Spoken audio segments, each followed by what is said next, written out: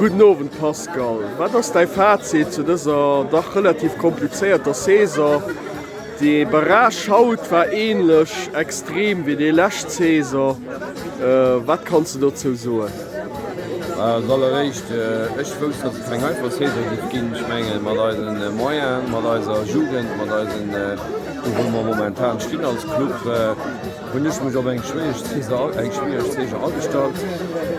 Meer waren am Dezember respektiv schon x-mal dout. Wir waren schon x-mal an der Promotionun an sinn ëmmer Noverstanen an als Fazit ass enormen Bulo de gelecht ginn ass vun Trainerstaff ganze Club vun Jiderrenge Maderëm den Steche kënt fir voller beimachen an.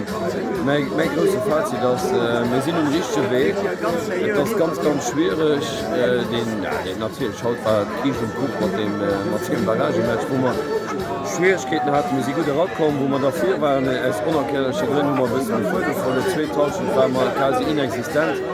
Und dass der Julien Klein als Kapitän Mathematik, der noch eng riesig Situation am Leben mat gemeestert huet, weil das ein 2-2 geschoss an kann ich so kann es so bar nicht mehr geschehen. Am Endeffekt war das geschieht de Manu den am Matscher net kënt dabei sinn überle an noch guter Saat huet noch Lächwoch gegen Teverding huet den Manu den net bekannt als Elfmetertöter.